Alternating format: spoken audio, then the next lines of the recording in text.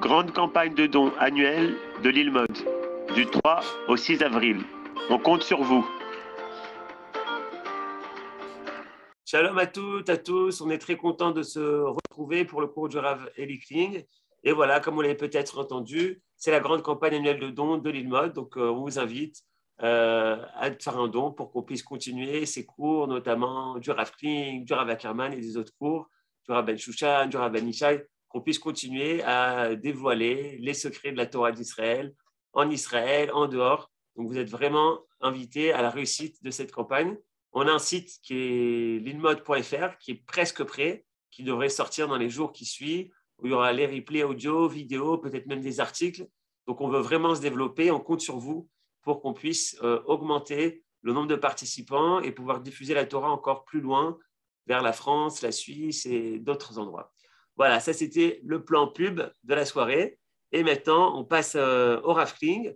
Alors, Bnei Brak, malheureusement, on entend beaucoup parler, près de 300 000 habitants aujourd'hui habitent à Bnei Brak. On a entendu parler il y a 15 jours avec la mort du tzaddik, du Rav Kanevsky. La semaine dernière, c'était à la une avec les attentats. Mais c'était aussi à la une à l'époque de Rabbi Akiva, Bechavod Rav Kling. Oui, alors bonsoir à tous. Oui, non, on va parler de ce fameux Maassé qui se trouve dans la Haggadah, histoire qu'on ait les uns et les autres quelque chose à dire le soir du Seder, parce que vous savez comment ça marche, le soir du Seder, on n'a pas eu le temps de préparer vraiment quelque chose, qu'on se regarde dans les yeux, alors qui c'est qu'il y a quelque chose à dire, tout ça, bon. Et puis finalement, on ressort plus ou moins les mêmes choses que l'année dernière. Alors, je ne sais pas si vous avez déjà étudié l'histoire de ce Maassé, ce fameux Maassé des 5 rabbinim qui sont à Bnei Brak, mais cette histoire est un peu plus mystérieuse que ce qu'il n'apparaît de premier abord. Alors, on va d'abord relire l'histoire pour voir de quoi ça parle, et ensuite on posera les questions qu'il faut afin d'essayer de trouver les bonnes réponses. Alors, d'abord, vous savez évidemment qu'il s'agit, dans ce petit passage de la Haggadah, d'illustrer la fameuse mitzvah qui nous occupe, qui nous préoccupe le soir du Seder, qui est de transmettre ce que nous avons reçu de nos parents à nos enfants. C'est la fameuse mitzvah de raconter, de transmettre, une mitzvah que les Juifs accomplissent depuis maintenant 3000 ans à peu près, et ce qui prouve quand même qu'il a bien fait de nous choisir nous, parce que franchement, je ne sais pas qui c'est qui aurait tenu le coup aussi longtemps. Et depuis, chaque année, donc, il y a chaque fois des enquêtes qui sont faites en Israël qui m'étonnent à chaque fois pour savoir quelle est la mitzvah la plus populaire du pays. Et c'est toujours le Seder de Pessah qui arrive en tête. Le Seder, hein, pas le Seder à moitié ou le Seder nouvelle version, etc. Non, le vrai Seder traditionnel. Les Israéliens, dans leur immense majorité, se réunissent tous les soirs de Pessah pour faire ce fameux Seder, pour lire la Haggadah. Et donc, ils accomplissent par là, quelle que soit ensuite leur manière de célébrer la fête, en tout cas, ce soir-là, ils accomplissent la fameuse mitzvah midoraita de raconter l'histoire. C'est d'ailleurs, d'après certains, la seule mitzvah de la Torah qui nous est restée. Bon, vous savez qu'il y avait encore d'autres mitzvot à l'époque, il y avait notamment le Korban Pessah qui n'existe plus.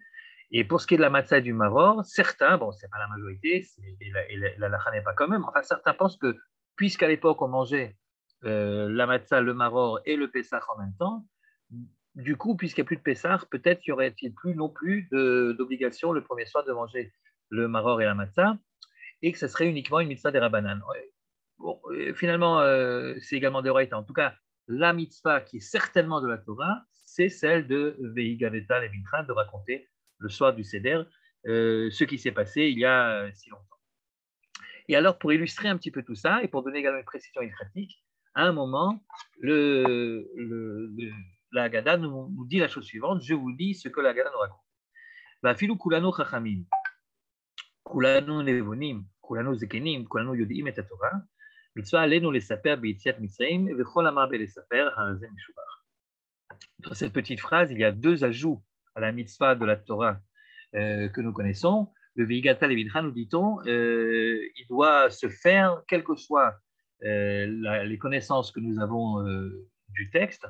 De toute façon, il faut le redire, même si vous le connaissez par cœur, même si vous les avez approfondis des dizaines de fois, il faut quand même le dire. Et il y a également sous-entendu le fait que non seulement quel que soit votre degré de connaissance, mais même si vous n'avez pas de vis-à-vis réellement, en tout cas, qui serait moins versé que vous et donc il pourrait entendre l'enseignement que vous lui prodiguez, de toute façon, qu'il y ait ou qu'il n'y ait pas un vis-à-vis, on est obligé de raconter. Vous savez que si malheureusement le bonhomme se retrouve tout seul le soir du Seder, ça peut arriver, et il a donc personne à qui raconter, ben, il doit se raconter tout seul. Donc le principe, c'est de s'asseoir le soir du 15 Nissan et de raconter ce qui est arrivé d'une manière ou d'une autre, et en général donc en lisant le Seder de la Haggadah que nous avons en face des yeux ce soir-là. Ça, c'est la première chose qu'on nous dit. Donc, même si tu es Chacham, Navon, Zaken, même si tu connais toute la Torah, tu dois le faire. Et puis la deuxième chose que nous dit cette petite phrase, c'est que contrairement à ce qui se passe dans d'autres fêtes, par exemple Purim, pour Pessah, ce qu'on te propose dans le livre de la Haggadah que tu as en face des yeux ce soir-là, ça n'est qu'une proposition, ça n'est qu'un squelette, si vous voulez, autour duquel tu peux broder, et même tu devrais broder le plus possible. Plus je t'en dis, mieux ça vaut. Je dis par opposition à Purim, parce qu'à Purim, on doit également raconter ce qui s'est passé, mais là, on a un texte très précis, du mot à mot, c'est ce texte-là, pas plus, c'est 10 chapitres, c'est la Megillat Esther. Tu l'as fait, tu as fait la mitzvah, tu l'as pas fait, tu n'as pas fait la mitzvah. Ici, avec Pessah, c'est différent. On te propose en effet un texte, mais tu dois broder autour, et plus tu brodes, et mieux ça vaut. Donc, c'est deux, si vous voulez, rajouts à la mitzvah d'origine qui est de raconter. Et là, la Gada continue par le fameux Maasé. Alors, il faut comprendre, quand on dit Maasé, dans les textes de Chazal, de la Gemara ou du Midrash, Maasé, c'est pas juste on vient te raconter une anecdote. Maasé Berabi, Maasé d'un rave connu qui a une autorité reconnue, eh bien, c'est toujours avec ce qu'on appelle un tokef ilchati, c'est-à-dire, ça vient te dire à quel point c'est réellement une vraie halakha. Non, parce que des fois, il y a des rabbinim qui peuvent dire voilà une halakha, mais ils ne pensent pas réellement que c'est une halakha les maasé, que c'est une halakha à mettre en pratique. Ça peut être uniquement une idée qu'ils ont, sans preuve ou sans se baser sur quelque chose, sur un verset par exemple bien défini. Mais quand tu apportes un maasé après, ça veut dire que c'est réellement rentré dans les mœurs. Si un Talmid Racham reconnu fait ce qu'on a dit qu'il était bon de faire, c'est que ça devient quelque chose d'ilchatique, vous voyez. Donc le maasé, c'est pas juste pour nous dire voilà, je vais te raconter une petite histoire, c'est pour nous dire ce que je viens de dire maintenant, ça a un effet ilchatique, pratique. La preuve, c'est que voilà, il y a eu des Talmidei Chachamim qui l'ont fait. Alors qu'est-ce qu'ils ont fait ces Talmidei Chachamim? Lisons donc le texte. Maasé Berabi Eliezer. Les noms sont importants, les noms on les connaît, ce sont des personnages connus de l'époque de la Mishnah. Et ce qui est important également, c'est l'ordre d'apparition de ces personnages. Donc, Maasé, des Rabbi Eliezer, le premier d'entre eux, Rabbi Oshua, le deuxième, Rabbi Elazar ben Azaria, le troisième, Rabbi Akiva, le quatrième, et Rabbi Tarfon. Donc, ils sont en effet 5. Shayou Mesubin Bivnei Vrak. Alors, quand on dit Mesubin, dans un contexte de Pessah, c'est toujours, ils sont en train de faire le Seder. Mesubin, ça vient de les Hassev, c'est-à-dire s'allonger, s'accouder, ce qu'on essaie de faire également nous-mêmes le soir du Seder. Donc, ils étaient Mesubin, ça veut dire ils faisaient le Seder, et ils faisaient le Seder à Bnei Brak. Or, ces gens-là, qui étaient les grands Talmidei Chachamim de la génération, ils ont raconté la sortie d'Égypte. Vous voyez que l'accent ici est mis plutôt sur le côté récit que le côté ilchatique. Ils n'ont pas réellement parlé ou discuté des halachot concernant Pessah, et pourtant elles sont nombreuses, mais ils se sont concentrés sur le récit. Et Saprim, Beitziat Mitzrayim, Kol Oto Alayla, et ça a duré toute la nuit. Donc, apparemment, ils n'ont pas vu le temps passer, ils ont fait ça toute la nuit, Ad Shebo Talmidehem, et c'est leurs élèves qui ont dû les interrompre un moment en leur disant Raboteinu, Higia Zman Kriyat Shema Shel Shacharit. Eh bien, écoutez, il est temps quand même d'arrêter, ça fait toute la nuit est passée, le jour se lève, et l'heure de Kriyat Shema arrive, il est temps de s'arrêter pour faire Kriyat Shema. Voilà donc ce petit texte de quelques mots, et qui, a priori, sa place dans le cadre du Seder de Pessah, c'est illustrer les deux halachot, les deux chidushim qu'on a vus juste auparavant, c'est-à-dire que la mitzvah de raconter, elle concerne tout le monde, même les grands Talmidei Chachamim, comme Rabbi Eliezer, Rabbi Oshua, Rabbi Elazar, Ben Azaria, Rabbi Akiva et Rabbi Tarfon. Il est difficile de trouver de plus érudits qu'eux dans cette génération, et tu vois bien qu'eux aussi font le Seder. Et puis, deuxième chose, le deuxième chidouche qui était de dire il n'y a pas de limite au niveau du récit, mais plus on rajoute de détails et mieux ça vaut, ben, tu vois bien qu'ils l'ont fait, puisque chez eux, ça durait non pas jusqu'à 2 heures du matin, ou 1 heure du matin, ou 3 heures du matin, mais toute la nuit, vraiment toute la nuit. Et donc, à Rezem et Choumar, c'est certainement une bonne chose. Voilà donc, a priori, ce que le texte nous raconte. Une halakha, euh, que raconter l'histoire, c'est d'Oraïta, deux chidushim, que ça concerne tout le monde et qu'on peut rajouter autant qu'on veut, et ensuite une illustration, un récit qui prouve l'authenticité des chidushim qu'on vient de raconter. Bien. Alors, pourquoi y aurait-il un problème et pourquoi ce titre mystérieux Seder de Pessah? Eh bien, parce que ça semble a priori pas très normal ce qui est en train d'arriver ici, ce qu'on nous raconte. Essayez d'imaginer que de nos jours, en 2022, les grands Talmidei Chachamim de génération, les très grands, tout courant confondus, se réunissent tout d'un coup ensemble quelque part, chez l'un d'entre eux, et se mettent à faire le Seder tous ensemble. Ça serait quand même quelque chose d'assez étonnant, pour ne pas dire détonnant. Parce que normalement, le Seder de Pessah, ou bien si vous le faites en famille, si vous êtes un rabbin comme si vous n'êtes pas un rabbin, vous le faites en famille.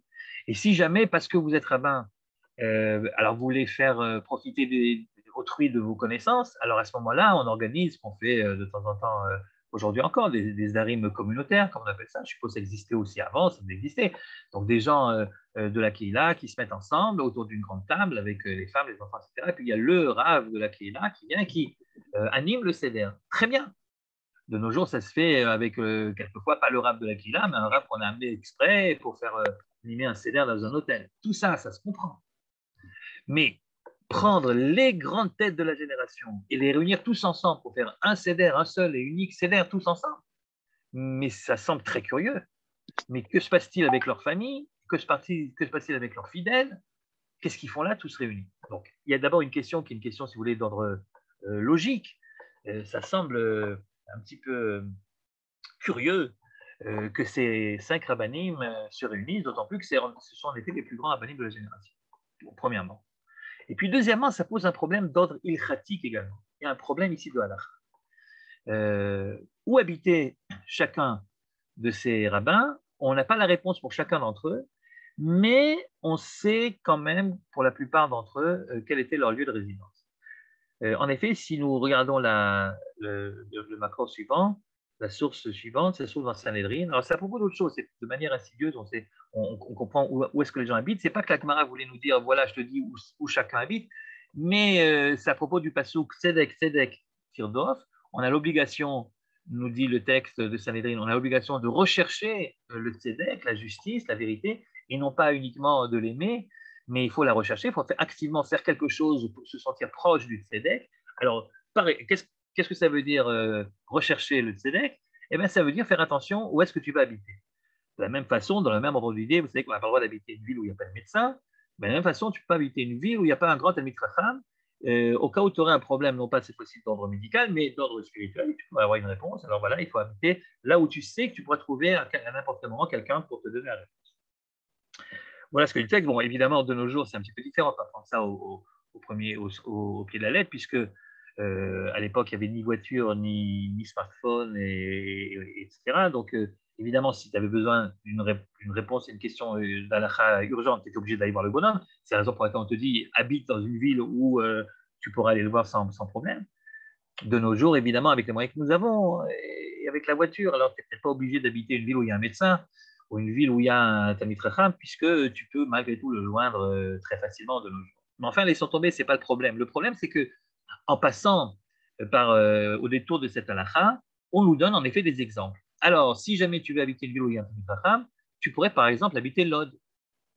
C'est qu'aujourd'hui, à Lod, il y a un garin Torani qui fait parler de lui. Il y a des gens qui se sont des jeunes couples et des jeunes célibataires qui sont mis ensemble pour aller habiter Lod parce que Lod, c'est une ville aujourd'hui qui est un petit peu problématique au niveau de sa population. Et donc, ils ont voulu renforcer le côté identité juive de la ville. À l'époque, je ne sais pas exactement quels sont les gens qui habitaient Lod, mais je sais en tout cas que Rabbi Eliezer, lui, y était. Or, Rabbi Eliezer, c'est l'un des 5 rabbins de notre texte. Tu peux également, si tu veux, habiter à Brochaïl. Brochaïl, c'est l'endroit de Rabban Yochanan ben Zakkai. Rabban Yochanan ben Zakkai ne se trouve pas mentionné dans notre texte, tout simplement parce qu'il est mort. l'époque de laquelle nous parlons là-bas, c'est une époque qui suit celle de Rabbi Yochanan ben Zakkai. Rabbi Yochanan ben Zakkai, je vous rappelle, c'est l'époque du Khorban Beth Amikdash, l'époque de destruction du temple.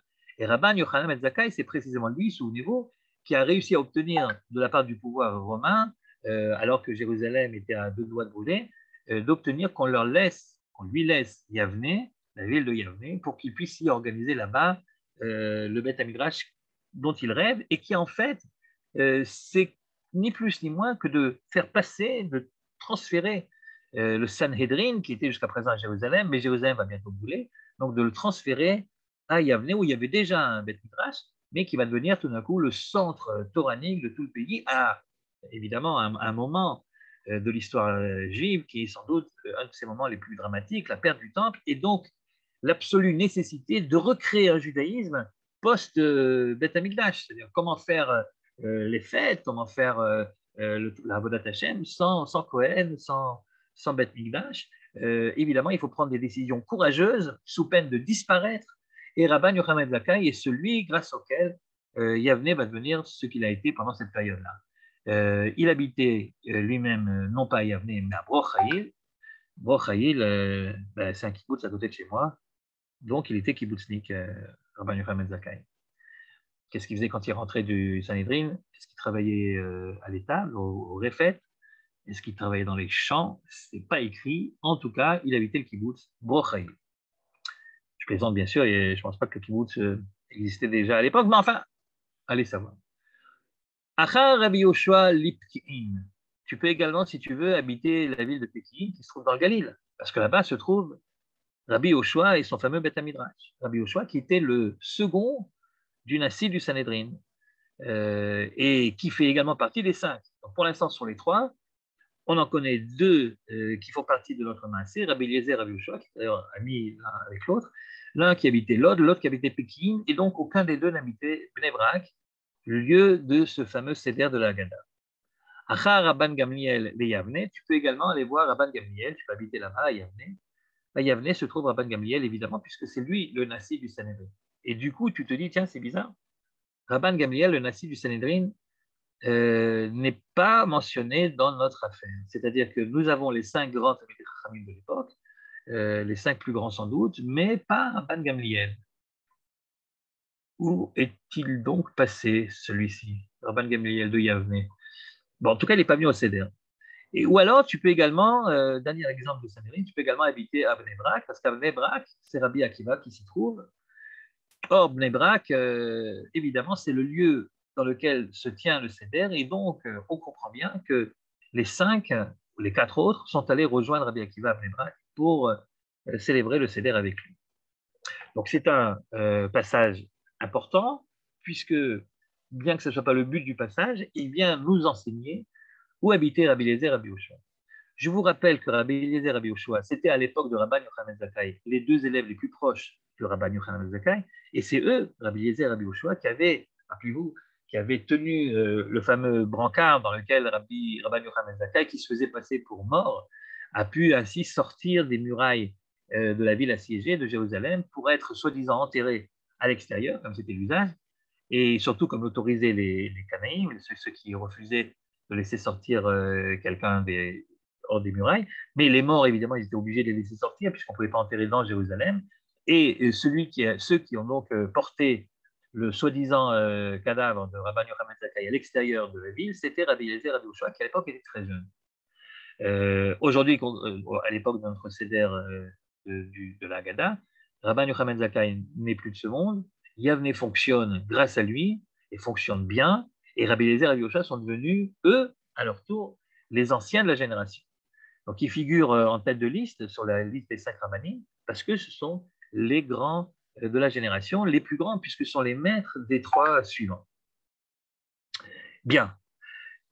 Ok, donc, qu'est-ce que nous avons appris? Nous avons simplement appris que les 5 n'habitaient pas au même endroit, on s'en doutait un petit peu, et donc ils sont venus faire le Seder chez Rabbi Akiva. Et ça ne répond pas à la question qu'on s'est posée tout à l'heure, pourquoi 5 grands responsables de génération viendraient tout d'un coup célébrer le Seder ensemble, et en l'occurrence chez Rabbi Akiva.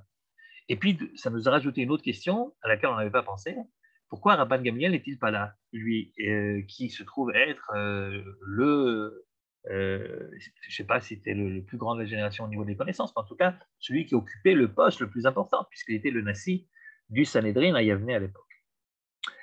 À quel moment ça devient, non pas curieux, mais carrément difficile, à quel moment ça devient un problème de halakha, c'est lorsqu'on lit l'histoire qui nous est racontée dans la Masechet Souka.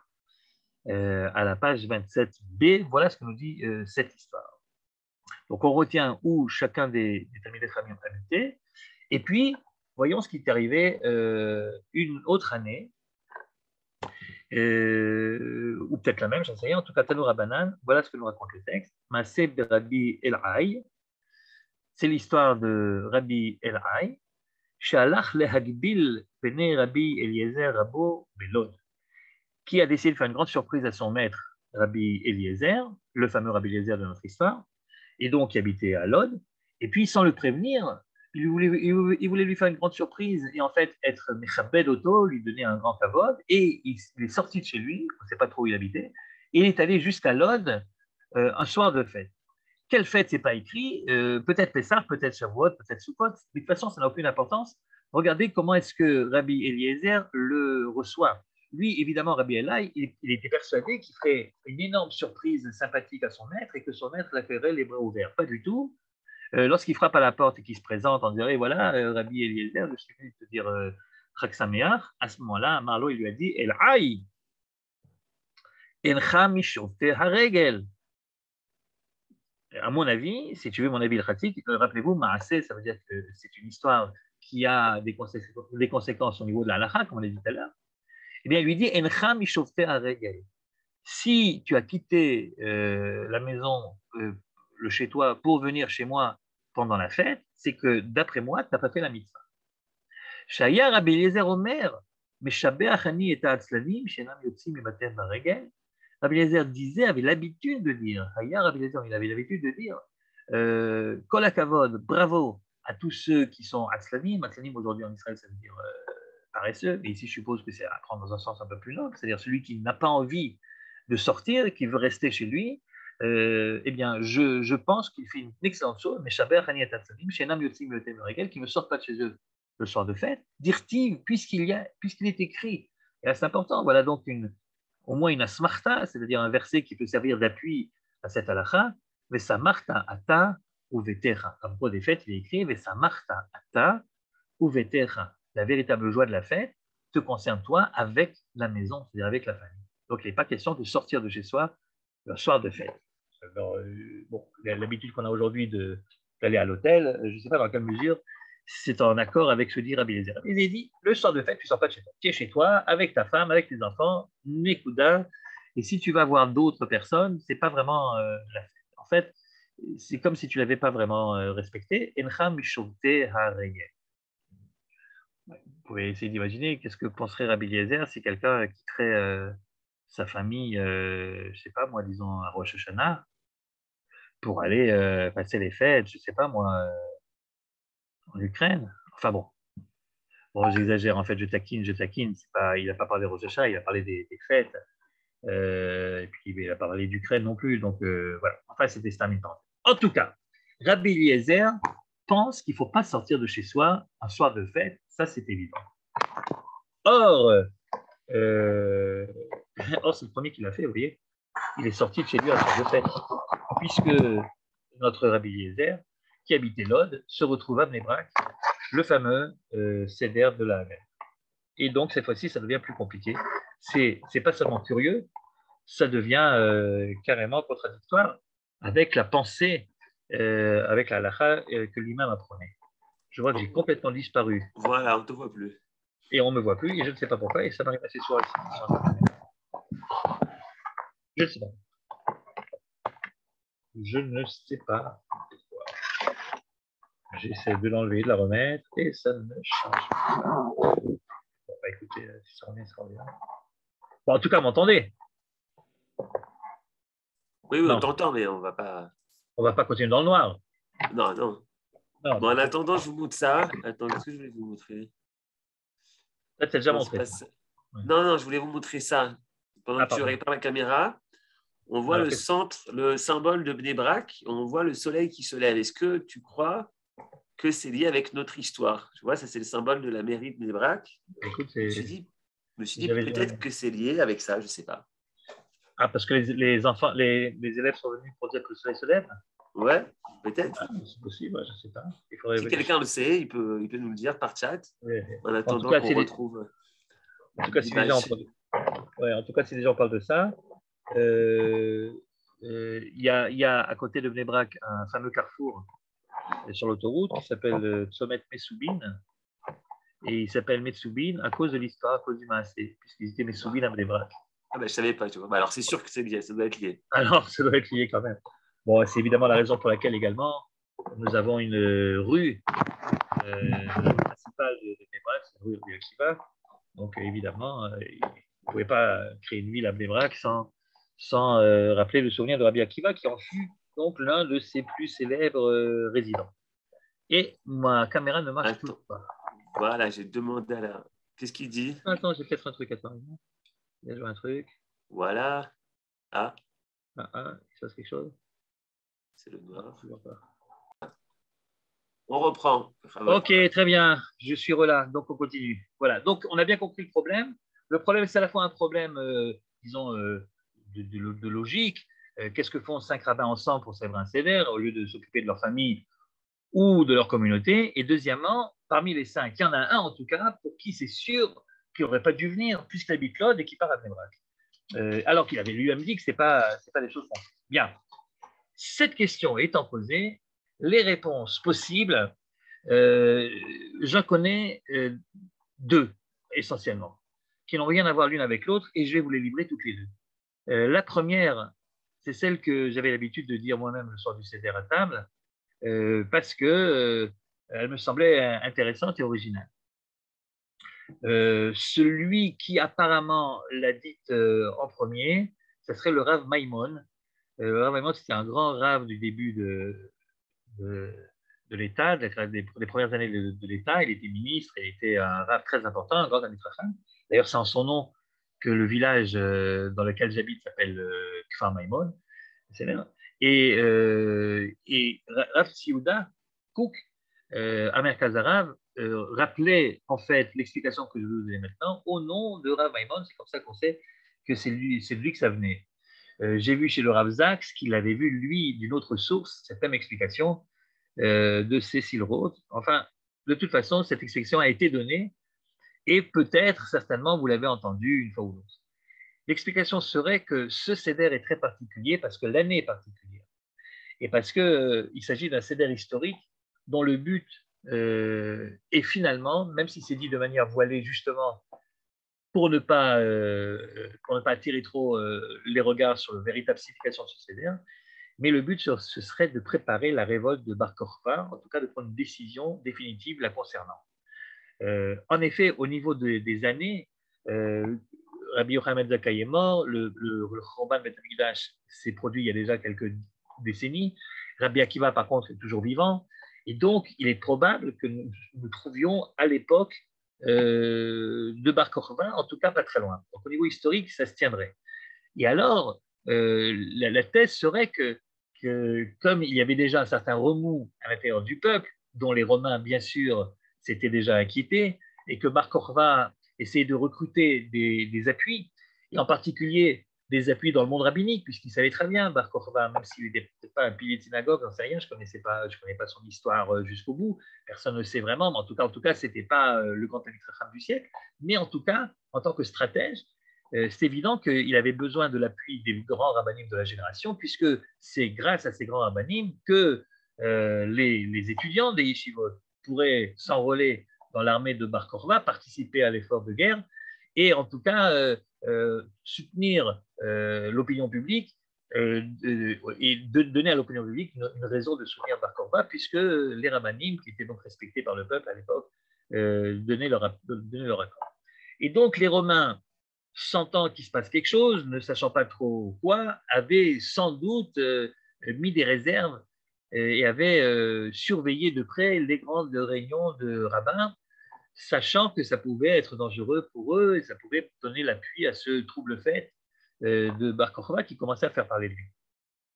Et alors, d'après cette thèse, ces rabbinim qui voulaient quand même prendre une décision dans la mesure du possible, unanime, décident de se réunir sous couvert de Seder de Pessah, en pensant que si quelqu'un rapporte aux oreilles des Romains qu'il y a des rabbins, les grands de la génération qui se réunissent, eh bien, leurs soupçons seraient finalement effacés par le fait qu'il s'agit d'un jour de fête, et les Romains n'ont sans doute pas lu tous le Psak Halacha de Rabbi Eliezer qui dit que normalement on ne sort pas de chez soi, et donc ça passerait inaperçu. Alors que la vérité, ils se réunissent évidemment pour faire le Seder, mais à travers le Seder et après le Seder, ou parallèlement au Seder lui-même, de réfléchir de manière beaucoup plus pragmatique sur la raison de faire la guerre à ce moment-là, de se soulever contre les Romains. Est-ce que c'est une bonne chose ou pas? Et tout le monde sait que Rabbi Akiva est un grand soutien de Bar Kokhba. Tout le monde sait que lui le considère même potentiellement comme étant un Mashiach. Et donc, c'est chez lui, évidemment, qu'on va aller. Le Talmud nous rapporte que Rabbi Akiva avait des opposants sur ce côté-là, que tout le monde n'était pas d'accord avec lui. Bien que dans la liste des opposants, je ne me souviens plus avoir vu les noms de ces rabbinim-là. Mais ces rabbinim, n'ayant pas pris position ni pour ni contre, il serait probable qu'ils viennent donc chez Rabbi Akiva pour justement l'entendre développer ses arguments et donner leurs propres arguments s'ils étaient réservés concernant la révolte ou au contraire, ou s'ils étaient complètement contre ou bien s'ils étaient pour. Et donc, ce serait un petit peu ça la raison de ce changement d'halakha. Parce que pour que Rabbi Eliezer quitte l'Od pour arriver à Bnei Brak, il faut une raison qui soit de l'ordre du Pikuach Nefesh. Pikuach Nefesh du peuple juif tout entier, en l'occurrence, puisque faire la guerre ou pas faire la guerre, c'est évidemment des conséquences énormes au niveau de ce qui va advenir du peuple en Eretz Israël, comme l'histoire l'a prouvé. Et finalement, ça a été un cuisant échec, même si au départ, comme vous savez, en l'an 132, ça avait bien commencé, mais 3 ans après, ça a été la grande catastrophe et le massacre des derniers résistants à Bétar et la fin donc de Bar Kokhba, sa mise à mort, et sans doute également à ce moment-là la mise à mort de Rabbi Akiva et d'autres. Certains d'ailleurs pensent, en se basant sur un Yerushalmi, que lorsqu'on parle des 24 000 élèves de Rabbi Akiva qui seraient morts à ce moment-là pendant cette période de Pesach HaShavuot, certains diront, contrairement au Babli, qu'il ne s'agit pas obligatoirement d'une épidémie, mais peut-être sont-ils morts tous ensemble au combat, les élèves de Rabbi Akiva. Quel avantage de donner cette explication-là? Ça répond au problème de halakha qu'on n'a pas le droit, d'après Rabbi Eliezer, de quitter son lieu de résidence. Et puis, ça explique peut-être aussi la fin du récit. À ce moment-là, il faudra la lire de manière un petit peu symbolique. Ils ont discuté de ça jusqu'à très tard. Et à un moment, ce sont la jeune génération, donc les élèves de Rabbi Akiva, puisqu'on est à Bnei Brak, qui seraient venus et qui auraient dit Raboteno Higiazman Kirat Shema Shacharit, qui voudrait prendre ici au double sens. Non seulement l'heure est venue de faire Shacharit, mais également Shacharit dans le sens de Géoula, du matin de l'aube qui arrive, d'un nouveau jour qui se lève. Et si vous voulez, que le moment de rejeter le joug des Romains est arrivé, comme si un petit peu la nouvelle génération disait aux anciens bon, il y en a marre de discuter, il y aura toujours des partisans et des opposants, il y aura toujours des arguments pour et contre, mais nous, en tout cas les jeunes, on a déjà pris une décision, le moment est venu de soutenir Bar Kokhba, donc ce serait donc un appel déguisé à la révolte qui viendrait cette fois-ci de la part des jeunes eux-mêmes. Voici la première possibilité, la première thèse. Vous en pensez ce que vous voulez. Moi, pendant quelque temps, elle m'avait beaucoup intéressé. Le problème majeur dans cette explication, c'est qu'il n'y a pas réellement d'allusion que c'est de ça qu'on parle, vous voyez. À part ce fameux Kriyat Shema Shel Shacharit, vous voyez, on ne s'aperçoit pas qu'on parle vraiment de ça. Quoique certains vous diront, les partisans de la thèse vous diront, mais justement, on n'en parle pas parce que tout ça est clandestin, qu'on a voulu garder, même dans le récit qu'on en fait ensuite, on a voulu garder ce côté un petit peu mystérieux, un petit peu clandestin. C'est pour ça qu'il n'y a pas d'allusion forte, mais ça permet quand même de répondre aux différentes questions et c'est pour ça que c'est intéressant. Voilà donc la première thèse que je vous suggère. Puis il y a une deuxième thèse qui n'a rien à voir en fait avec la première et qui est basée sur le fait que ce passage, ce maasé des rabbins des braques, n'a absolument aucun autre parallèle dans toute la littérature midrashique ou talmudique. C'est-à-dire que la seule source que nous avons de la tenue de ce fameux Seder de Pessah, c'est la Haggadah elle-même. Ce n'est pas un texte qui a été repris d'un passage, d'un autre passage de Chazal, mais c'est vraiment un texte inédit euh, qui a été pour la première fois écrit dans la Haggadah. En tout cas, c'est comme ça que nous le savons, à moins qu'il y ait d'autres écrits qui ne sont pas parvenus. Mais enfin, a priori, c'est un texte unique. En la vérité, en cherchant bien, tu trouves un autre texte qui ressemble beaucoup à celui-là, à quelques différences près, différences importantes. De quel texte s'agit-il? Un texte de Tosefta de Psachim et qui dit la chose suivante. Maaseh, Rabban Gamliel. Donc d'abord, ça commence de la même façon, Maaseh, donc voilà une histoire qui a des conséquences pratiques. Rabban Gamliel. Tiens, tout d'un coup, Rabban Gamliel est là. Rabban Gamliel, le grand absent du Seder, de notre Seder à nous, de la Haggadah, le voilà que cette fois-ci, lui, par contre, il se trouve dans la Tosefta. Et ce Rabban Gamliel, il est assis avec des Ékémis, avec d'autres sages, dont les noms ne sont pas indiqués.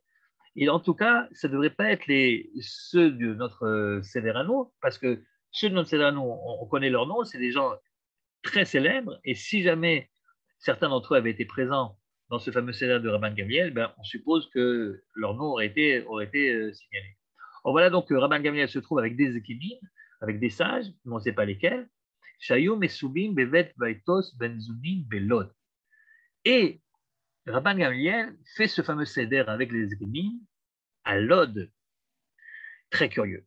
C'est très curieux parce que Rabban Gamliel, lui, habite Yavne. Et à Lod, quelqu'un habite à Lod, rappelez-vous de ce qu'on a vu tout à l'heure, celui qui habite Lod, c'est Rabbi Eliezer. Or, savez-vous que Rabbi Eliezer, c'est le beau-frère de Rabban Gamliel.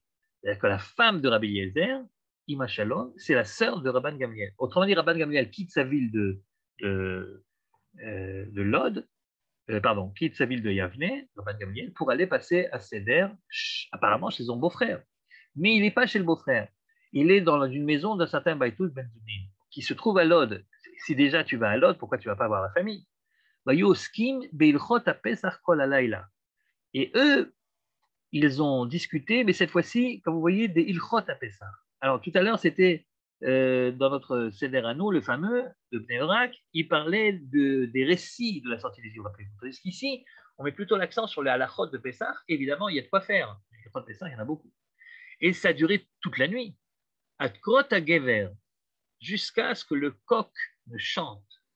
Autrement dit, jusqu'au petit matin. Vous voyez à quel point l'analogie est forte, c'est-à-dire, voilà encore des chachamim qui, le soir du Seder, se retrouvent ensemble à discuter de tout ça, et c'est jusqu'au matin. Cette fois-ci, il n'y a pas de talmidim qui viennent leur annoncer que l'heure est arrivée, mais c'est le coq qui se fait chanter. Et donc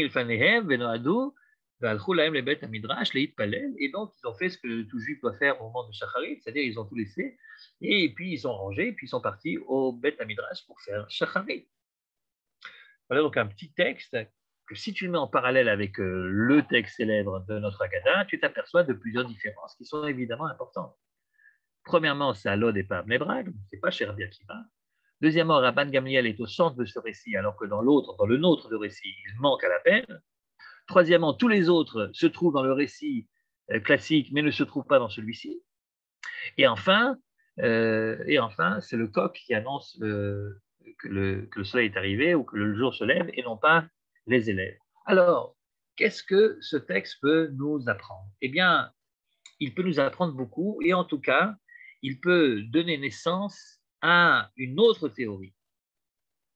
Rappelez-vous de l'ordre des participants du Seder de Pessah que nous connaissons.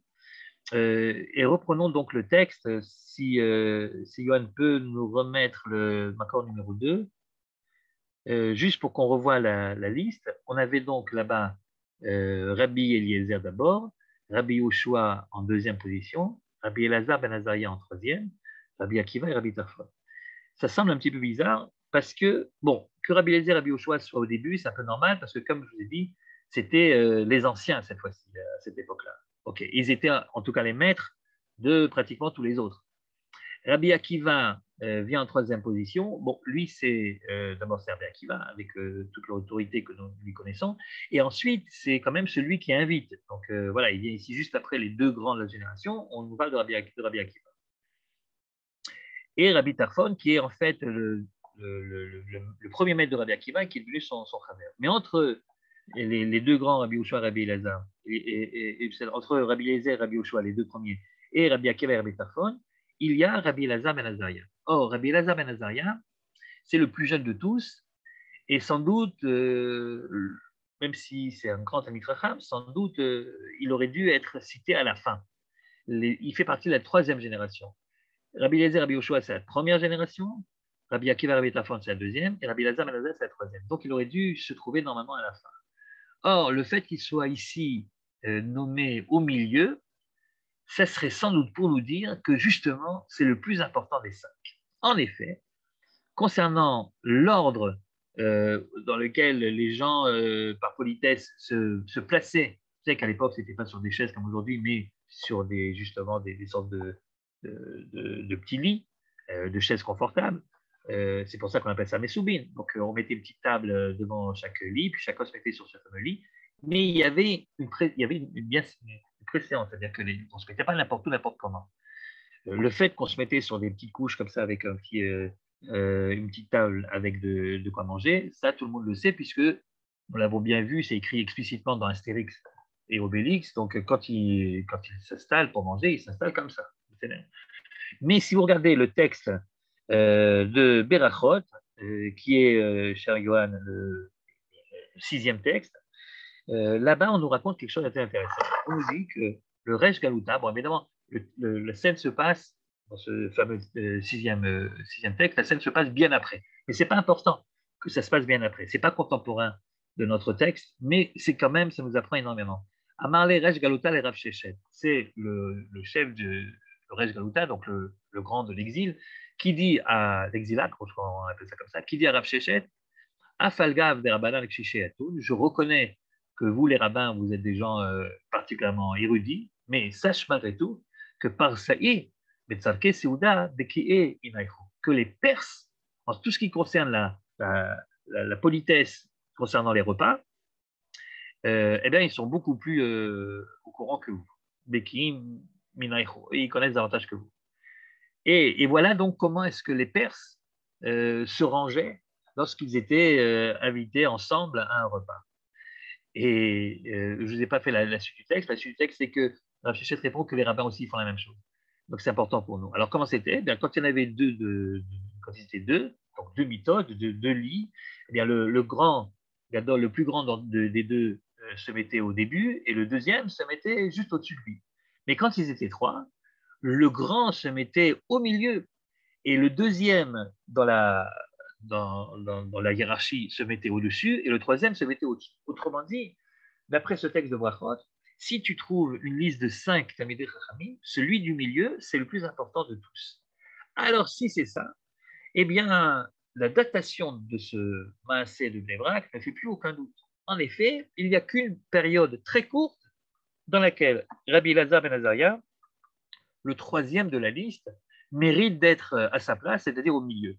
Et cette période très courte, c'est la période où il était lui-même le Nassi, où il est devenu le Nassi du Sanhédrin, parce que Rabban Gamliel, le grand absent, venait d'être gentiment reconduit. Alors ça fait allusion à une autre histoire qui s'est passée à cette époque-là, histoire que vous connaissez certainement, puisqu'elle est réellement connue et célèbre, c'est la fameuse histoire du putsch contre Rabban Gamliel. Et regardez ce qui est en train de se passer. On est en train de nous raconter une histoire de Seder où Rabban Gamliel est absent et à sa place se trouve Rabbi Elazar ben Azaria. Autrement dit, on est vraiment dans cette courte période où Rabban Gamliel n'est plus là et c'est Rabbi Elazar ben Azaria qui prend sa place. Alors, je vous rappelle le contexte. De quoi est-ce qu'on parle? À quel moment ça s'est réellement passé? Eh bien, il y a eu à l'époque de Yavne, une fois que Rabban Yochanan ben Zakkai a construit ou reconstruit ou consolidé Yavne, eh bien, dès que Rabban Gamliel a pu revenir, Rabban Gamliel a vécu caché pendant longtemps parce que les Romains avaient mis sa tête à prix, bien qu'il n'était pas, c'était pas un des plus grands extrémistes et va en guerre à l'époque, mais simplement comme il était le descendant de la lignée des Nessim, descendant direct de Hillel, eh bien sa tête avait été mise à prix et donc Rabban Gamliel s'était caché. Mais dès que ça allait mieux, dès qu'il a pu ressortir de sa cachette, eh bien Rabbi Yochanan Zakkai, fondateur de Yavne, lui a tout simplement laissé sa place. Il est retourné vivre à Brochaïl. Bon, il venait évidemment à Yavne pour participer au débat, etc.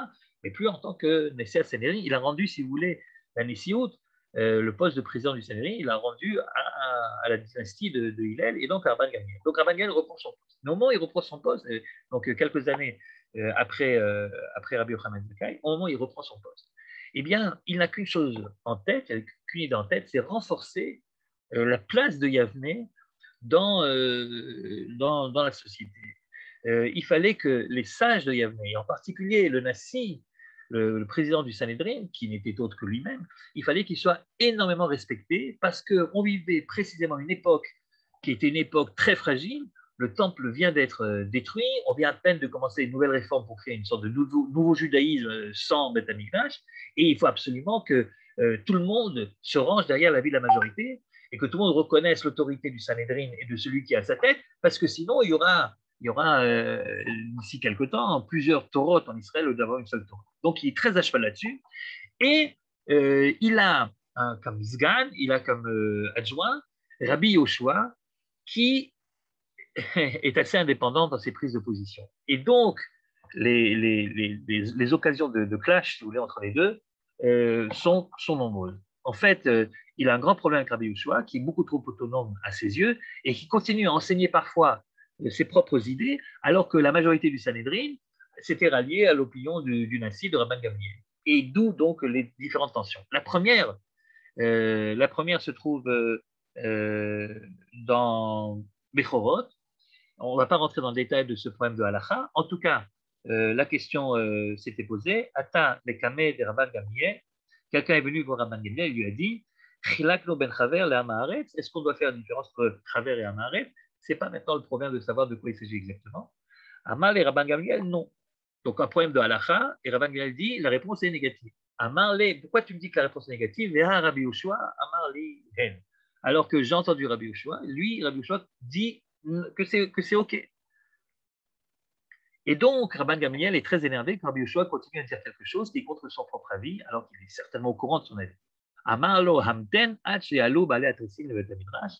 Tu sais quoi? Attends 2 minutes et tu vas voir comment je vais m'occuper du cas de Rabbi Yoshua. Dès que les balais atresim, dès que les chachamim rentreront au Bet Midrash, tu verras au Bet Midrash. Kivan sheyachnesu le Bet Midrash, amad hashoel veshal. Et donc, une fois que tout le monde a pris sa place, le bonhomme a posé à nouveau la question. Kloum chilakno ben chaver le hamaharetz. Amar le Rabbi Yoshua lave.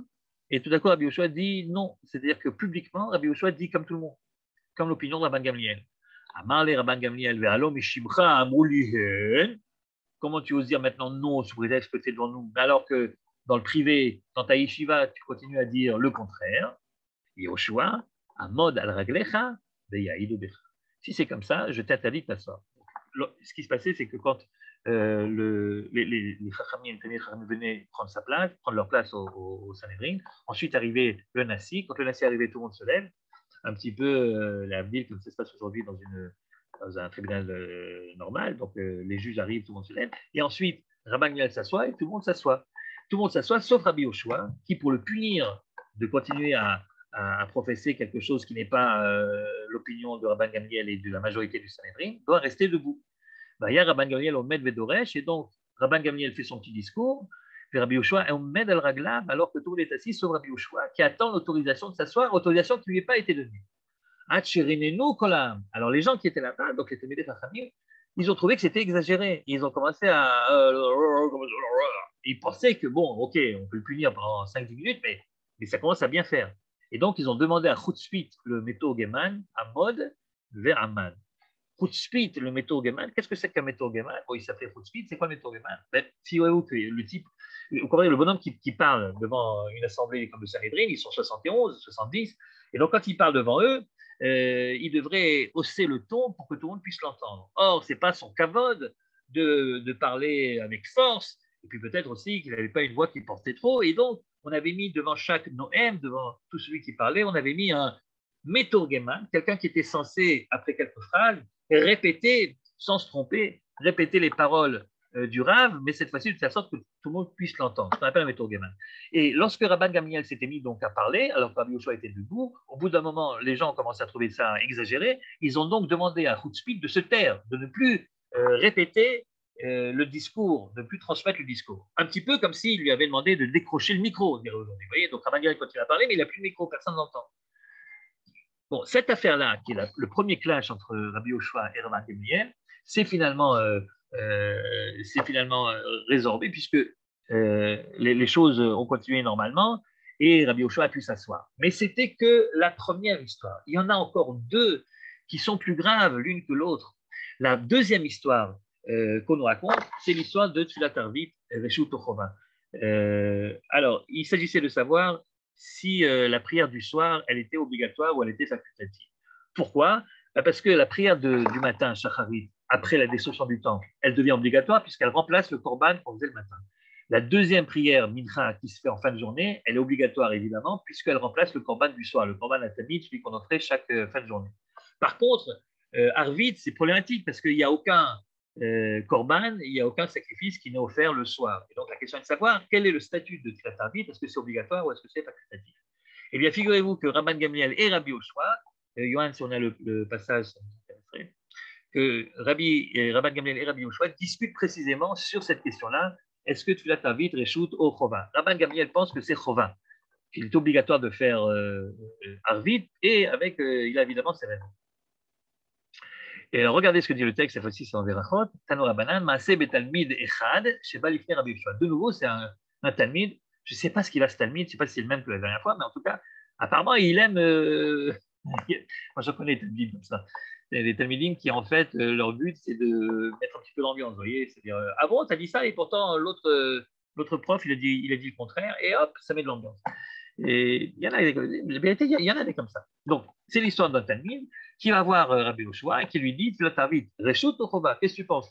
Arvit, c'est reshut ou c'est chova? Amarle, reshut. Et Rabbi Yoshua lui dit, ah non, c'est facultatif à Arvit. C'est pas obligatoire. Bah, l'ifnei Rabban Gamliel, le même va voir Rabban Gamliel et lui pose naïvement, avec des guillemets sans doute, la même question. Tfilat Arvit, reshut ou chova? Amarlo, chova. Et comment ça? On a déjà parlé de ça au Sanhedrin. Évidemment que c'est obligatoire. Chova, on a tranché chova. Amarlo, alors il lui a dit, ah bon, alors Rabbi Yoshua m'a dit reshut. Et pourtant Rabbi Yoshua m'a dit que c'était facultatif. Amarlo, et alors la même scène recommence, la scène qu'on a vue il y a un instant. Hamten, hachi, kansu, balet, regarde, tu vas voir ce que c'est. Amarle, et quand tout le monde s'est rassemblé, il dit à Rabbi Yoshua, Yoshua, amod al raglecha veyaidou becha, les restes doubles. Amad Rabbi Yoshua al raglav, vaya Rabban Gamliel yoshev et doresh. ורבי יהושע עומד על רגליו, עד שרננו כל העם, ואמרו לחוצו את המתורגמן עמוד. ועמד. La même histoire revient exactement. Il refuse de laisser Rabbi Yoshua s'asseoir, et il continue à faire sa dracha, jusqu'à ce que les gens commencent à s'énerver un petit peu, et puis il lui demande donc à Chutzpit de s'arrêter. Entre les deux histoires qui sont analogues, il y a une autre histoire qui est même plus dramatique finalement, puisque vous le savez, c'est la fameuse histoire de Rosh Hashanah. Il y a deux témoins qui viennent devant le Sanhedrin et qui disent voilà, aujourd'hui c'est Rosh Chodesh. Vous savez qu'à l'époque, deux témoins venaient, disaient avoir vu la nouvelle lune et on fixait à ce moment-là Rosh Chodesh. Et là-dessus, Rabban Gamliel accepte le témoignage des deux témoins et fixe donc Rosh Chodesh, nous sommes au mois de Tishri. Au mois de Tishri, ça veut dire que dans 10 jours, c'est Kippour, disons mercredi. Or, Rabbi Yoshua et d'autres également, mais Rabbi Yoshua continue à le professer dans sa yeshiva, Rabbi Yoshua pense que les deux témoins, un des deux témoins en tout cas, n'est pas kasher. Et donc, le témoignage ne peut pas être accepté. Donc, aujourd'hui, ce n'est pas Rosh Chodesh. Si aujourd'hui, ce n'est pas Rosh Chodesh, c'est pas Rosh Chodesh, c'est demain. Et si c'est demain, ça veut dire que Kippour, ce n'est pas mercredi, mais c'est jeudi. Et alors, vous savez ce qui s'est passé? Rabban Gamliel est très énervé quand Rabbi Yoshua continue à dire attention, c'est pas la date que le Sanhédrin a dit, non, non, Kippour c'est jeudi et pas mercredi. Et donc, il lui fait dire, tu dois faire Kippour comme tout le monde, sinon ça va être un schisme à l'intérieur. Et alors, Rabbi Yoshua dit, ok, d'accord, je fais Kippour mercredi. Il dit, non, non, c'est pas juste tu fais Kippour mercredi, tu fais Kippour mercredi, mais jeudi, le jour de ton Kippour à toi, nous, au Sanhédrin, on va organiser une véritable session, et là-bas, je veux te voir venir devant tout le monde avec ton bâton dans une main et l'argent dans l'autre main, autrement dit, je veux que tu profanes ton propre jour de Kippour. Tension, évidemment, pendant les 10 jours de pénitence. Est-ce que Rabbi Yoshua va venir ou pas? Puis finalement, comme vous le savez, il arrive avec son argent et avec son maquel. Et alors, à ce moment-là, il y a ce geste sympathique de Rabbi Gamliel. Il se lève, il embrasse Rabbi Yoshua sur le front et lui dit, tu es à la fois mon maître et mon talmid, tu es mon maître parce que je reconnais que tu es plus versé dans la Torah que moi, mais tu es mon talmid parce que tu as quand même accepté ce que j'ai dit. Et si on revient maintenant, Johan, si tu nous remets le texte de tout à l'heure, c'est le texte de Filatavit Reshut Torah, eh bien, comment est-ce que cette histoire se termine? Très mal, pas comme la première fois. Puisque c'est comme ça, les gens, les Talmidei Chachamim commencent à en avoir jusque-là. Et ils disent, bah, si c'est comme ça, bah, tant pis. Regardez la fin. Amar, Amré, Ad Kama, jusqu'à quand on va pouvoir supporter qu'il lui fasse des misères à Rabbi Yoshua. À Rosh Hashanah, l'année dernière, c'était déjà comme ça, avec cette histoire de témoin. Bechorot, ce qu'on a lu au début, et Maaseh David Sadok, il l'a déjà fait également. Et Achanami, maintenant, il refait le coup. Ta vena'avre. On n'a qu'à le virer, carrément. Et donc, quand Rabbi Gamliel a vu que personne n'écoutait ce qu'il disait, ben, il est parti et personne n'est allé le chercher. Et on a voulu mettre quelqu'un d'autre à la place. On a voulu commencer par Rabbi Akiva, qui a refusé gentiment. Il n'avait pas de srout à vote.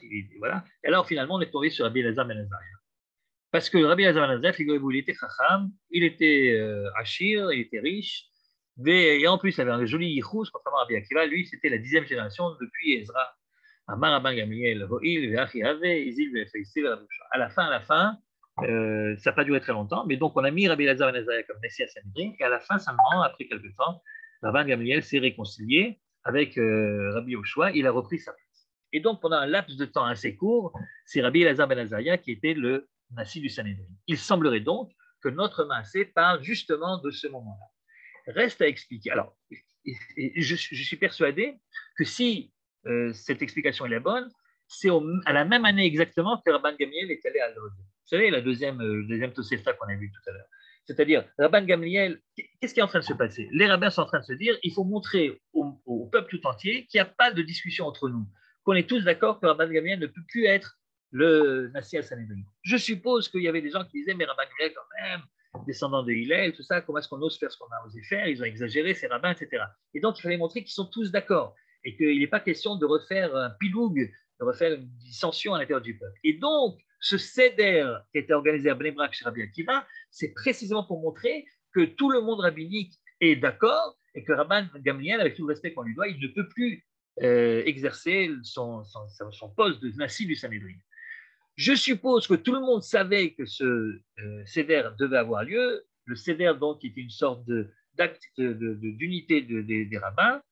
Et donc, Rabban Gamliel essaye, évidemment, de boycotter un petit peu cette affaire-là en se disant, OK, je vais au moins essayer de convaincre mon beau-frère, Rabbi Eliezer, qu'il ne devrait pas aller avec les autres rabbins. Finalement, il devrait me soutenir, moi, Rabban Gamliel. Après tout, non seulement je suis le beau-frère, mais je suis Rabban Gamliel. Et donc, le même soir, il voyage à Lod, chez Rabbi Eliezer, pour lui dire, surtout, ne va pas à Bnei Brak, reste à Lod. Eh bien, on fait, nous, un seder à Lod. Mais s'ils avaient fait un seder tous les deux, Rabbi Eliezer et Rabban Gamliel à Lod, eh bien, ça aurait voulu dire qu'il y a en effet deux écoles. Il y a des rabbins qui sont pour Rabban Gamliel, des rabbins qui sont contre. Ça aurait été le balagan total. Et Rabbi Eliezer, qui est peut-être le beau-frère de Rabban Gamliel, mais qui est avant tout quelqu'un qui a devant les yeux l'unité du monde rabbinique, il dit, bah, tout beau-frère qu'il est, je pars, je sais qu'il va venir, je sens qu'il va venir, je prends ma valise et je pars le matin, avant qu'il n'arrive à Lod, je vais déjà préparer. Quand il arrive à Rabban Gamliel à Lod, eh bien, il va frapper à la porte de son beau-frère. Il n'y a personne, il est parti à Bnei Brak. Il n'a plus le temps de revenir chez lui à Yavne. Et donc, c'est à Lod qu'il fera le fameux seder. Donc, sans doute, c'était exactement la même année. Il prend quelques skenim, il parle de halacha, il passe toute la nuit là-bas. Et le matin, ils vont prier Shacharit. Voilà pour la Tosefta qu'on a vue, ce fameux seder parallèle qui est celui de Rabban Gamliel. En attendant, et je terminerai par là, en attendant, à Bnei Brak se tient ce fameux grand seder duquel tout le monde parle avec tous les rabbins qui prennent position, donc tous ensemble, unis contre Rabban Gamliel et pour, si vous voulez, perpétuer cette idée qu'il n'y a pas de dissension dans le monde rabbinique. Et puis tout d'un coup, il y a un problème. Quel est le problème? Figurez-vous qu'il y avait à l'époque une grande discussion pour savoir jusqu'à quelle heure on a le droit de manger du Korban Pessah. Pour savoir jusqu'à quelle heure on a le droit de manger du Korban Pessah. Et pourquoi? Et or, il se trouve que cette discussion divise les 5 rabbins qui nous intéressent en deux clans.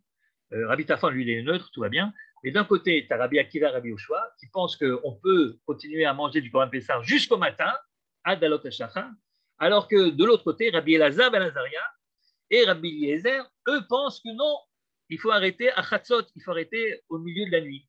Or, il y a une autre halakha qui dit qu'on ne peut pas parler de la sortie d'Égypte si on n'a pas devant nous le Pessah, Matzah au Maroc, puisque les choses sont liées. Tu peux parler de la sortie d'Égypte au moment où tu as devant toi ce que tu dois avoir, les mitzvot qui doivent représenter Pessah.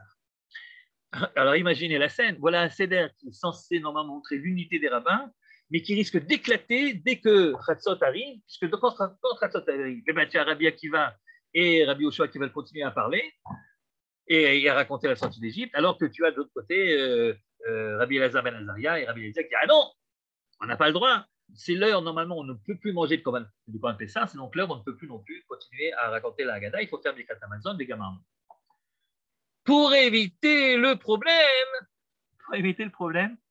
Rabbi Akiva et Rabbi Yoshua ont une idée géniale. En fait, ils ont piqué l'idée à Rabban Yochanan ben Zakkai quelques décennies avant. Rabban Yochanan ben Zakkai, juste après le Korban, juste après les déchets du temple, il y avait donc cette idée qu'il fallait absolument redonner à Yavne une force aussi importante que celle de Jérusalem pratiquement pour consolider l'autorité de Yavne. Or, à l'époque, le premier Rosh Hashanah après le Korban, la question se posait de savoir est-ce qu'on doit sonner du shofar parce que ça tombait Shabbat. Quand Rosh Hashanah tombe Shabbat, vous le savez, aujourd'hui, quand Rosh Hashanah tombe Shabbat, on ne sonne pas de shofar. Mais à l'époque du temple, on ne sonnait pas de shofar, sauf à Jérusalem, dans le Beth Amikdash. Là, on sonnait du shofar même quand c'était Shabbat. Maintenant que le temple est détruit et que le premier Rosh Hashanah, juste après la destruction du temple, tombe Shabbat, la question se posait de savoir qu'est-ce qu'on fait? On sonne du shofar à Yavne ou on ne sonne pas de shofar à Yavne? Rabbi Yochanan ben Zakkai, qui veut absolument consolider l'histoire de Yavne, dit il faut sonner du shofar parce qu'aujourd'hui Yavne c'est comme Jérusalem d'avant. Et les Bnei Betera, qui sont des gens un petit peu plus conservateurs, disent à Rabbi Yochanan ben Zakkai, t'exagères mon vieux.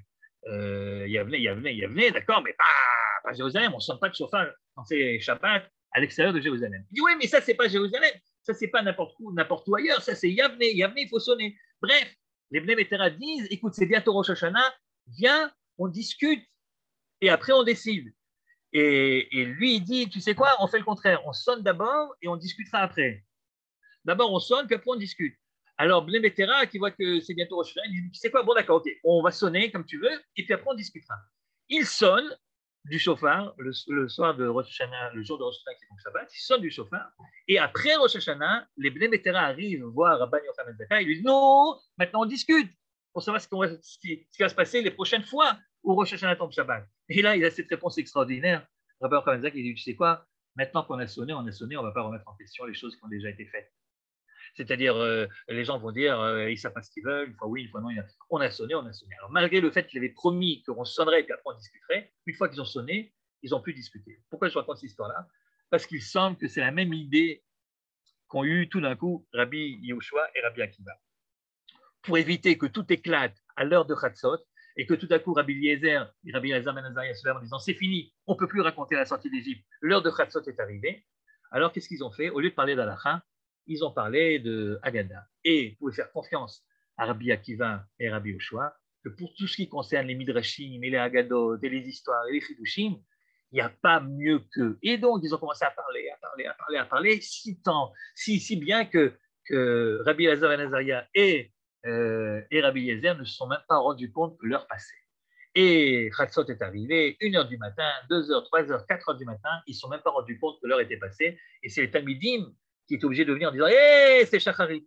Et au moment où ils ont dit hé, c'est Shacharit, il y a eu, je suppose, un grand sourire chez Rabbi Akiva et chez Rabbi Yoshua. Ils ont réussi donc à continuer à raconter l'histoire de la sortie d'Égypte sans que ça pose un problème, sans qu'éclate la dissension entre eux et leurs deux copains.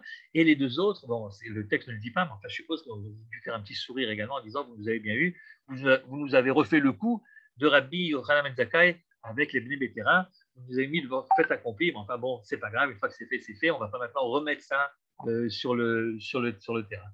Voilà donc la deuxième explication possible.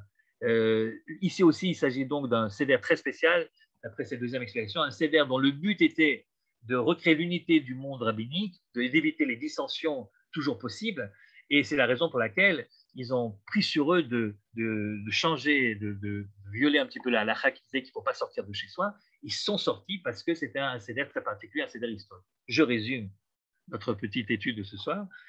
Comment se fait-il que des rabbanim se réunissent tous ensemble autour du même table de seder alors que ce n'est pas l'habitude, l'usage ni la logique? Et en plus de ça, ça contredit la halakha qui est de ne pas sortir de chez soi le soir du seder, en tout cas celle de Rabbi Eliezer. Deux réponses possibles.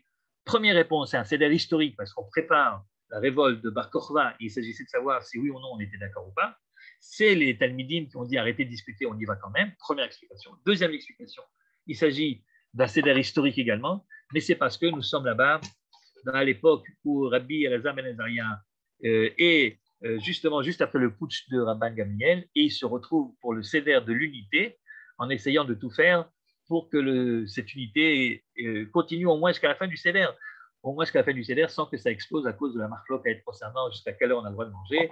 Voici les deux possibilités, choisissez celle qui vous plaît et passez un excellent seder dans l'unité, dans la paix et dans le calme, et malgré tout dans les grandes discussions qui animent en général cette fameuse soirée dans toutes les familles d'Israël.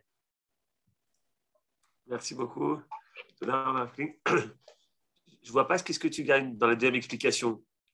Vous terminez tout plein de gmarottes et d'explications à droite, à gauche. Pourquoi?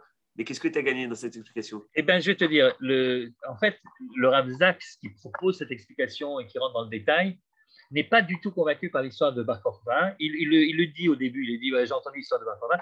Il n'est pas convaincu parce que, dit-il, il n'y a pas de bassar, il n'y a pas d'allusion réelle, que c'est de ça qu'on parle. C'est vrai que tu as beau dire que Shacharit, ça veut dire la Géoula, enfin, il n'y a rien, il n'y a aucune allusion ni avant ni après qu'on parle de ça. Tandis que la deuxième explication, ce qu'on gagne, c'est que ce n'est pas des constructions en l'air, c'est-à-dire que le fait qu'il y ait ici une liste de 5 rabbins et qu'il manque Rabban Gamliel, ça saute aux yeux.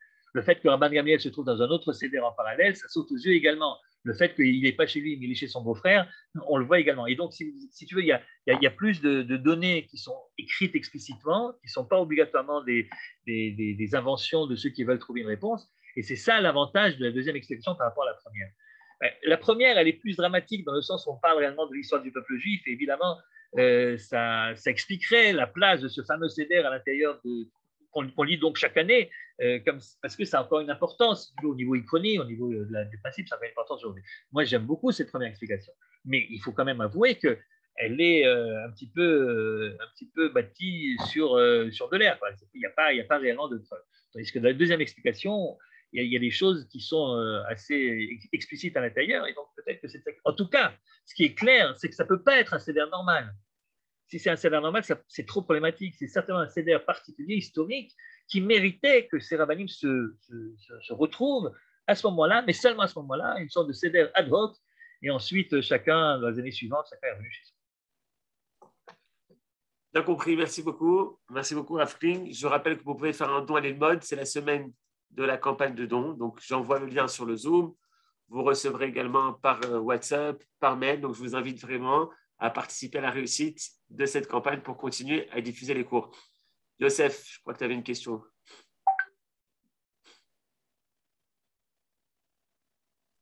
Non. Jacques, est-ce que tu veux qu'on pose ta question sur les 5 coupes? Est-ce que tu es encore là? Ah, voilà. Vous pouvez ouvrir maintenant le micro. OK. Elle est sympa, la deuxième explication, sauf que quel lien avec Pessah? La Géoula. Vous parlez de la deuxième explication? Oui, oui, la deuxième. La première, on comprend, la Géoula, etc. Ouais, La deuxième, la deuxième, c'est plus on s'est servi de Pessah pour montrer quelque chose au peuple, pour montrer que ils avaient la vérité, c'est qu'à l'époque, c'est une époque très, très fragile en fait. On sortait non seulement du Khorban, mais on sortait également des grandes discussions qu'il y avait à l'époque du Beth Amikdash entre les Esséniens, les Tzdokim, les Prouchim, même à la des Prouchim, Beth Shammai, Beth Hillel, les écoles, etc.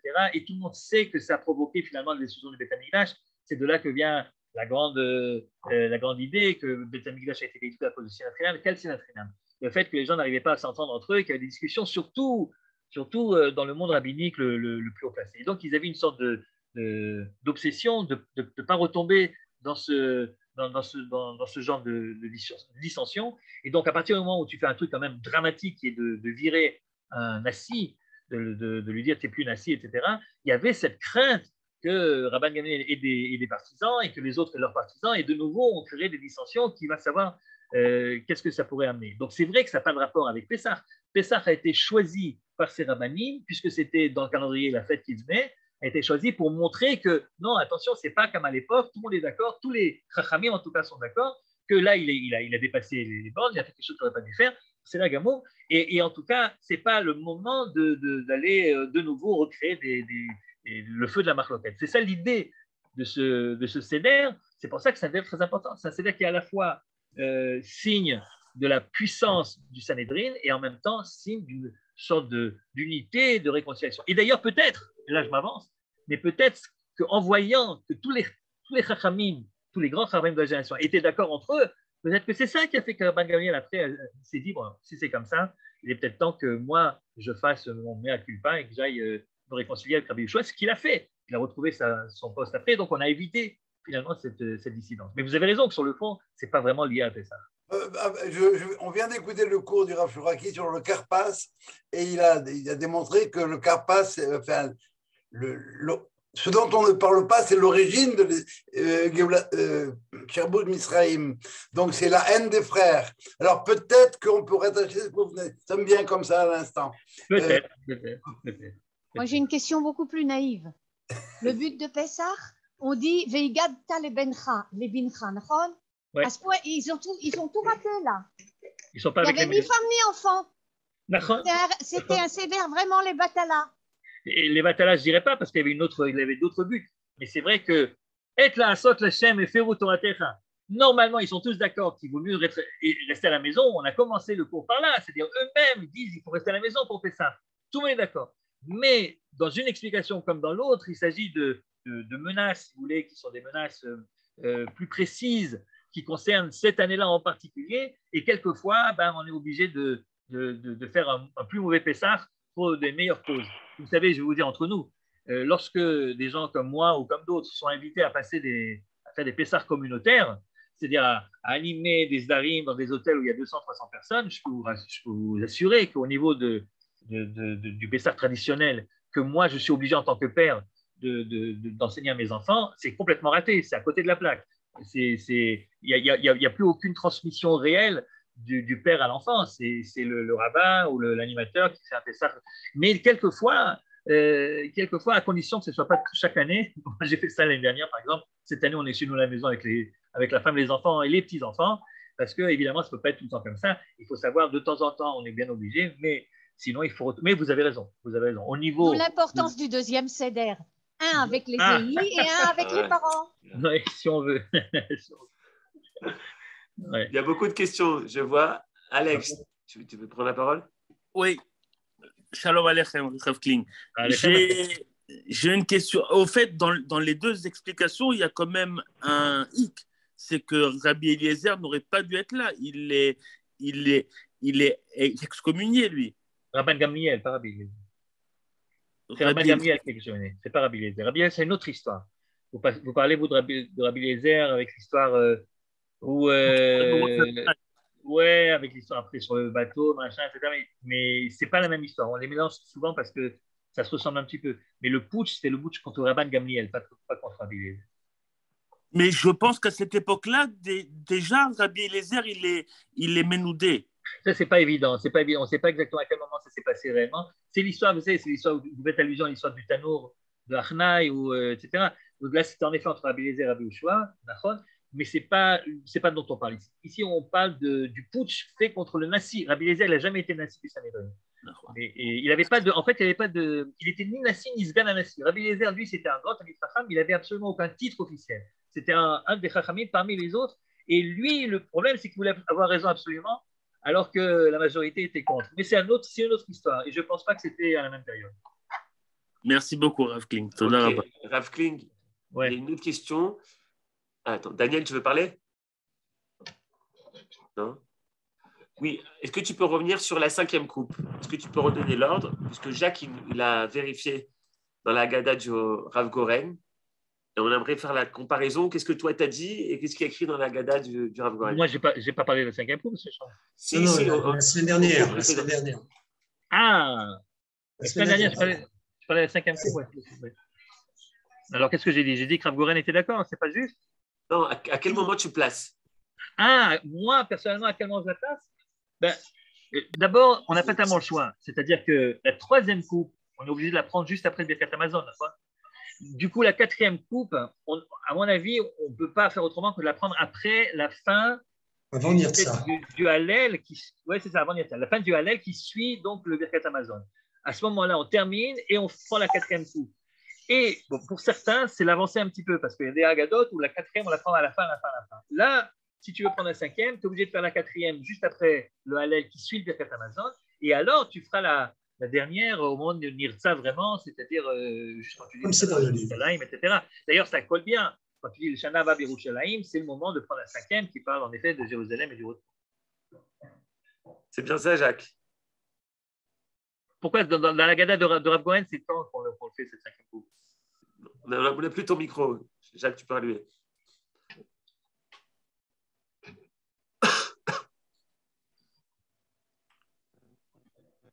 On ne l'a pas entendu, mais je crois que c'est ça. Il m'a envoyé que c'est ça. Ouais, d'accord, ok.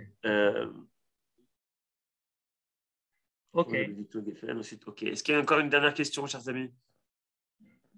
On ne t'entend pas, monsieur Arnaud. Monsieur Arnaud. Daniel, pose ta question. Monsieur Arnaud, rallumez votre micro. C'est une réflexion que je fais par rapport à la...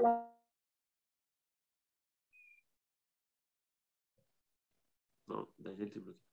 Oui, monsieur Arnaud. Il faudrait que tous les rabbins fassent un pouvoir. Allô. On ne t'a pas entendu, Daniel. J'ai dit, ce serait peut-être une occasion pour tous les rabbins de faire un seder, que ce soit à Bnei Brak ou à Jérusalem, et qu'ils se mettent un peu d'accord, un peu. Et qu'on revienne un peu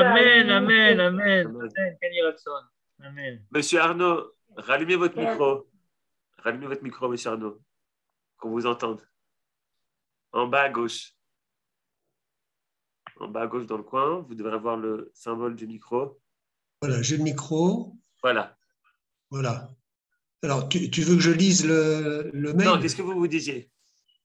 Je n'ai fait que restituer ce qui est marqué dans la Haggadah de la 5e coupe, qui est là. Voilà. C'est celle-là. Hein, okay, ouais. Voilà. Donc, je vais prendre le mail maintenant, comme ça, je ne vais pas me gourer. Voilà. Voilà, je suis là. Attendez. Il est indiqué que la 4e coupe est emplie avant Shefor, puis on la boit avec la bénédiction à la fin du Hallel, c'est-à-dire avant le psaume 136. Et après ce psaume 136, c'est-à-dire Odul Hashem Kitov, Kilolam Prasdom, etc. Après ce psaume, on emplit la 5e coupe qui sera bue après Yishtabar et Baruch Ata Hashem, Melech Meulal Batishbachot, et on prononce la bénédiction Hagefen et ensuite Birkat Acharona, c'est-à-dire la Birkat Men Shalosh, et ensuite Nirtza. Donc juste avant Nirtza. Voilà, ce que j'ai lu. Voilà, c'est ce qu'on fait également chez nous. Donc ça veut dire avant les chansons ou après les chansons? Les chansons, ça vient après. Chez nous, on fait avant les chansons. Oui, avant les chansons. Mais c'est le maître et chanson qui verse le vin. D'accord. Merci beaucoup.